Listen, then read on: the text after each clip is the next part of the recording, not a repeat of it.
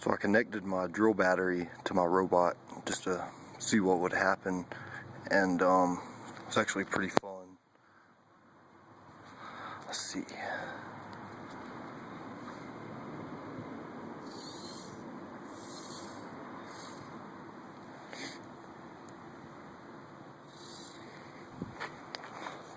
See what's going on here.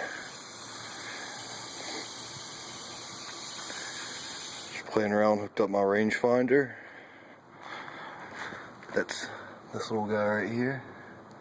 It's ultrasonic. Have display in centimeters and inches.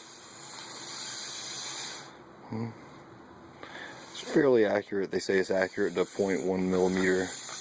I don't know.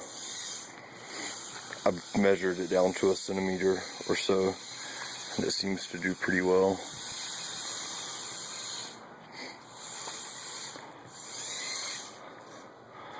Also been working on a tilt steering command.